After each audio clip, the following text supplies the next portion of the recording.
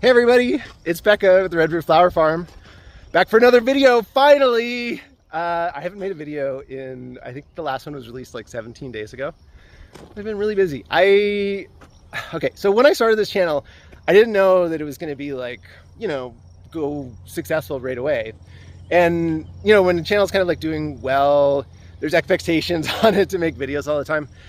Truth is, I am one person running this farm and I really don't want to miss certain like time frame schedules for the farm just because I'm trying to make a video.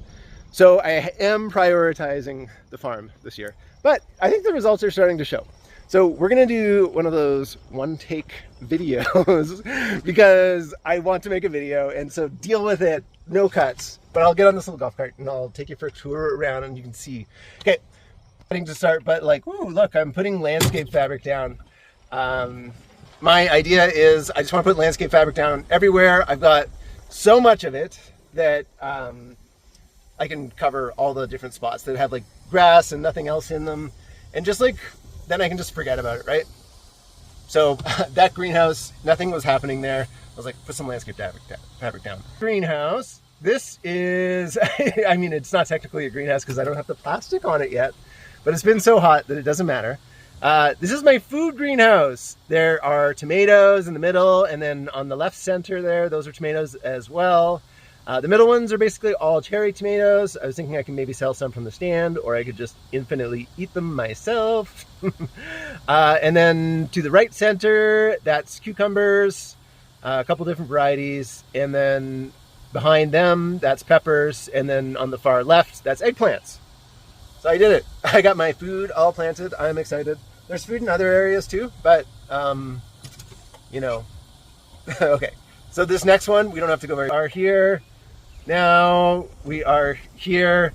This doesn't really look like much. It's been really hot, so I haven't been torturing the chickens by putting them in here.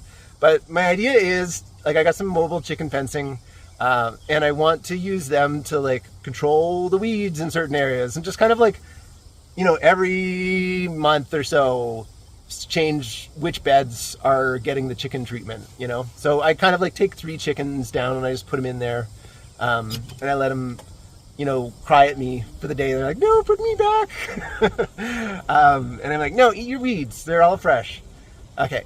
So you can see that is anise hyssop, very healthy. Behind it, bee balm. Bee balm is very tall already. So that's doing all right. I've been weeding in here. There's some like rudbeckia that's like from previous years. There is lilies coming up. There's lilies kind of like in a few different spots. My lizzies are still kind of sad and also getting weeded. This is a weedy mess that is lilies. I've just pulled all the weeds out of here today. And then this is a bed that I'm going to cover with landscape fabric. Okay, we're getting into the part where it like looks a little better. Okay, so sorry about that. You went through all the junky parts first. But one take video, right? So we're going whatever chronologically is for space. Okay, so here's my artichokes in the front, and then the 3 different colors of the cocoa marigolds. And then one of the sections where I've got some statice, and then some straw flowers, and there's some other stuff. Oh, there's my floss flower down at the far end there. Another thing of anise hyssop, and more statice, snapdragons, and rudbeckia over there. And then on the other sides, or maybe I'll get out for this, because this is just got seeded lots. So, you can see all my sunflowers. There's, 9 times 70, 630 feet of sunflowers. You can do the math on that. My choy, which we were feeding to the chickens today, Sam was pulling these up and feeding them to the chickens. They served me okay for a while. They were okay. They were edible. I'll give them that. And then these are zinnias. My idea is basically just to seed a farm this year.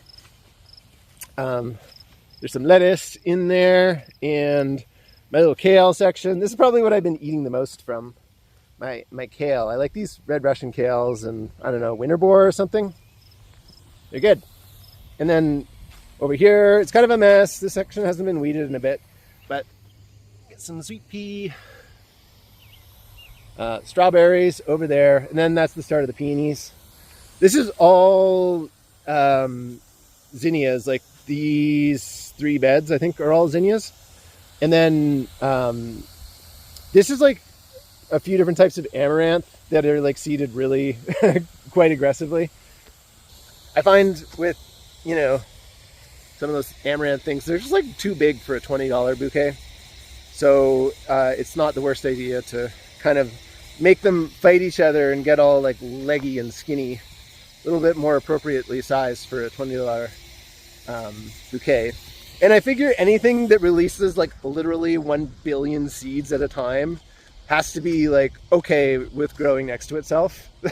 I'm like, if that's how you're going to be, then, you know, you do have to accept the consequences of your actions. So grow a million little amaranths in each hole.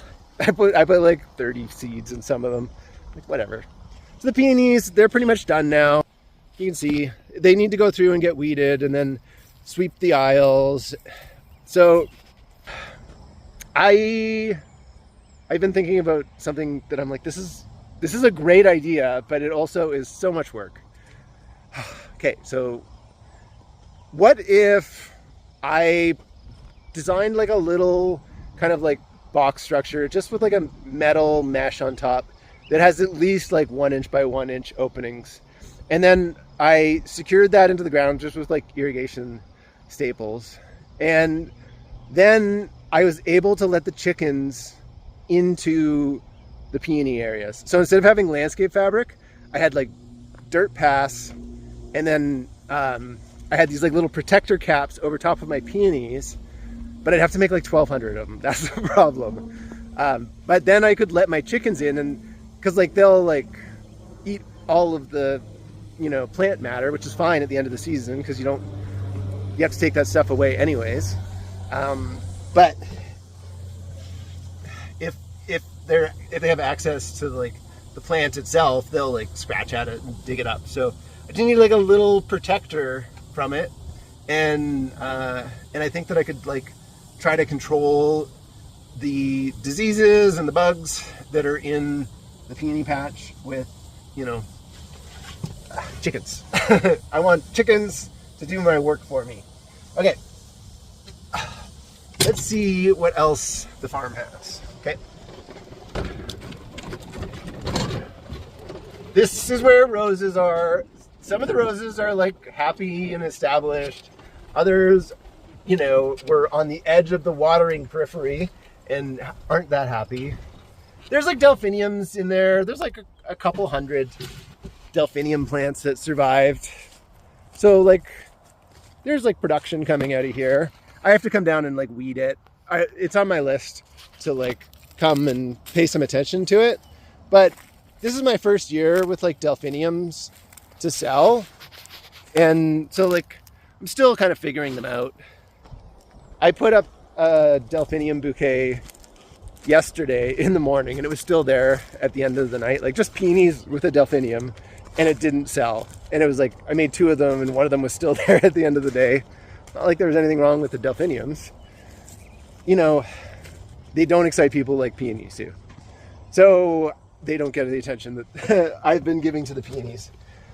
I am selling the last of the peonies that are available this weekend. I've had them in the cooler. I guess there's a few more because I've got the ones in dry storage.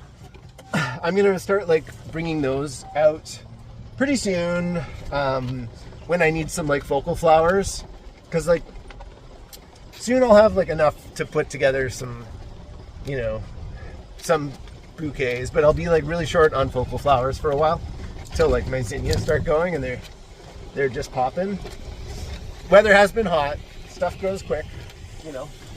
I've been trying to treat them nice, so I don't think it's going to be like a crazy amount of time. But I'm also prioritizing getting some of this like farm infrastructure finished. Just trying to get the farm set up so that it doesn't take as much work.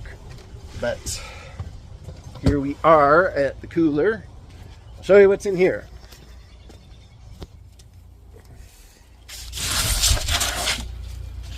Okay, these are all the bouquets that I have left for the peonies. And then these are peonies in the dry storage.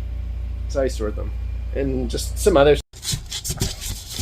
There will be one cut because apparently I'm the longest you can record on this camera. Okay. Let's see. What else? You know, this room's kind of hanging out, but there's something exciting over here. Oh my God, I've been drying peonies like crazy. Anything that I was like not able to sell immediately, I was like, I am drying these because I want to do cool stuff with them. Look how pretty they've turned out. I don't know if that's focusing completely, but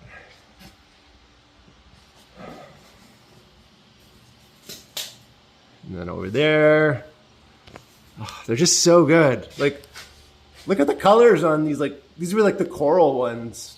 Drying some of them. Oh, they look so cool. I totally think that I could do like a rentable wedding flower package from dried flowers for like winter, you know, affordability, local type stuff with those. Those are cool. They look really good. I'm excited. Okay, well, like, let's talk a little bit about just what's been going on, because I kind of just been blah, blah, blah about what's going on in the farm. What is going on with me? I have been working really long hours, like, you know, till like 9, 10, 11 o'clock. I was working till midnight yesterday and like still going hard. I was using like the electric trimmer thing at like 10 at night. Like, is this really the priority to be doing with a headlamp? But I'm just trying to like get the farm cleaned up and get it set up. You know, like the irrigation still isn't set up, so I'm like spending a lot of time running around doing the irrigation. But it needed to be completely rebuilt because everything, the alignment of everything changed. So, you know, everything has to be cut open and rebuilt, and it just takes a while. It's mostly because I'm not looking forward to using the T-post pounder. It's like one of those tools that's kind of hard on my shoulder. I don't have a very good ability to like control myself in the moment. I'm just like, yeah, full power, and then I'm like, oh. But yeah, tomorrow I think I'm gonna get the irrigation going. I'm working on covering up some of those like grass areas first, because I'm like, I don't want to just like water the weeds so that the weeds start growing like crazy. Yeah, but other than that, I've just been like working, and like there's a video that I have that's almost finished. It's like really good. I'm like, this is awesome. Best video yet. But I just haven't had time to finish it because I'm like prioritizing the farm. It was really important because like I don't have my tiller. My tiller's still in the shop, so it's all like me power doing all this stuff, you know, except for driving around on the golf cart. And so like getting like beds to the state where you can like seed them when they've been like a weedy mess in the past is a challenge. So like I spent a lot of time pulling weeds and just like dealing with the weeds and stuff. Which I like just zoning out on that, but it does take up a lot of time. And right now, this is going to be like the only time when I'm just going to be doing it by myself. And you know, like I have been getting some help, like Lila's been coming by and helping me out too. But I think like moving forward, I do want to start like looking for an employee, because before, like when I just started this channel, I didn't necessarily like know that it was gonna like what it was gonna do exactly. Obviously, you can't tell the future, but it's acting fairly similar in ways that like previous channel did, and so I feel confident in my ability to make an income from it. And that kind of is like the missing piece of the puzzle. Like I know the farm can make a certain amount of money, pretty like, you know, guaranteed, but to really get it to that like next level where you're actually able to like survive on how much money you make, I just needed like that little missing piece, and seeing that YouTube is going to be that in the future, like, does kind of like help me relax enough to be like, I just need to get this farm set up. Like I need it to be. And so like the next month when I don't really have a lot of focal flowers, you know, I'll just keep the stand open and sell like bits here and there. And then when stuff starts coming back online, I'll have all this like, you know, set up to like just make my life easier. And then like moving forward into next season is when I think the farm is really gonna, you know, do well. This year is just too much of a chaos, you know, year, but like I'm feeling really confident in my own abilities. I think that every bit of the farm work, when it's come time for me to like do it, I'm like, I've done this a million times. You know, there's like something to be said for like doing stuff on your own as opposed to like having a partner. But I'm not really finding it to be like too much of a challenge to do it all by myself. And so like I feel like moving forward, I will be able to like, you know, like handling the workload is kind of what I really feel is the hard part. Like, cause I'm trying to develop the farm in ways that it just like minimizes the effort that it needs to be put in. Cause like if all I'm doing is harvesting, you know, once everything's kind of set up, if all I'm doing is like harvesting and arranging and selling, and I have to like just put minimal time into maintaining the farm, then that's like perfect, right? And to get to that point, I need to like get my weeds under control. And to do that, you know, like landscape fabric, if it's not growing something, it's just gets covered in landscape fabric. I think that that's what has to happen. And then like set up landscape fabric in like all the perennials. I've got enough to make a go of it, and to like just do that, move it around through the years if I need to, but it's really the only thing that can like get control of that grass. And I want to start chasing it out of the farm, and then, you know,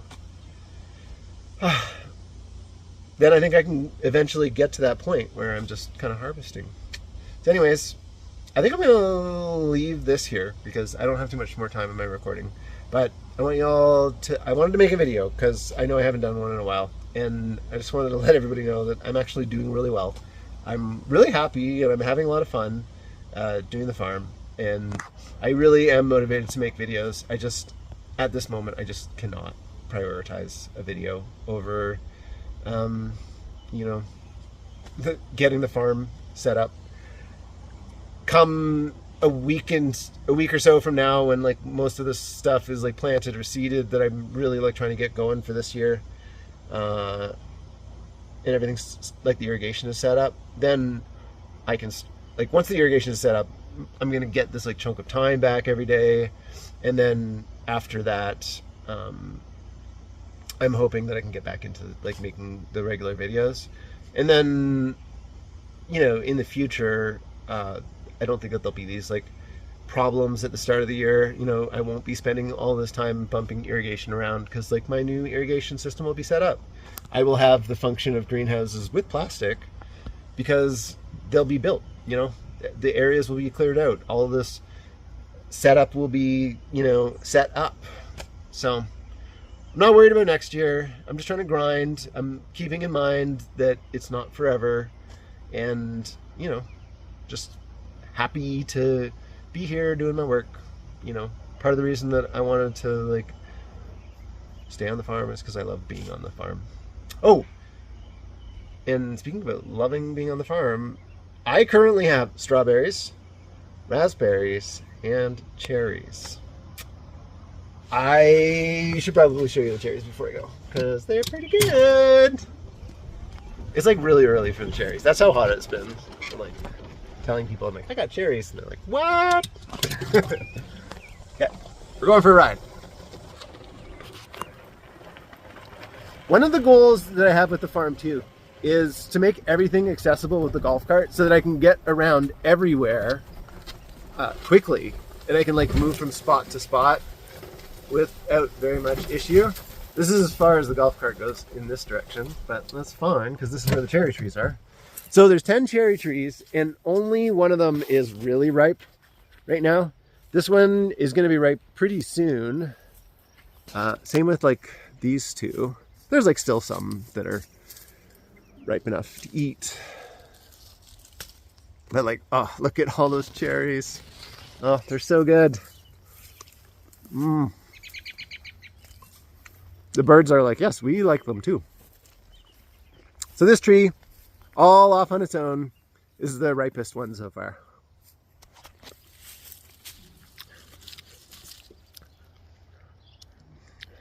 Mmm.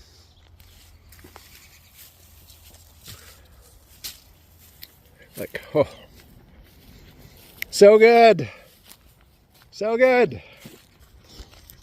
I love cherries so much. I'm so happy about them. Whoops, I just did a thing with my fingers. Okay, and then I'll show you the raspberries quickly, and then it's...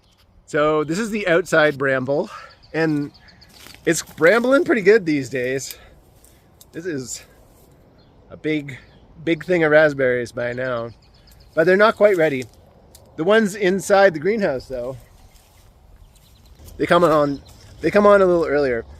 My kids like pick them pretty thoroughly every day, so there'll probably be some in there in like hard to reach spots, but not as many as, you know, how much I've eaten today. Oh yeah, there's still a lot. So you can see,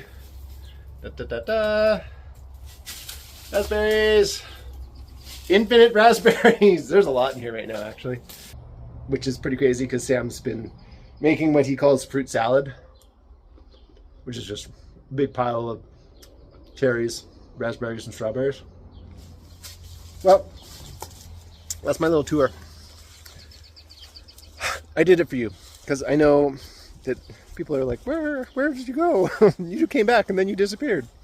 Well, I might disappear again after this video, but you can know that I'm working away on this farm to make it look super cool and be like, you know, a really fun place to make videos and grow flowers and stuff, but it just needs a little bit more work. So I'm focused on that right now. Thanks a lot. Bye.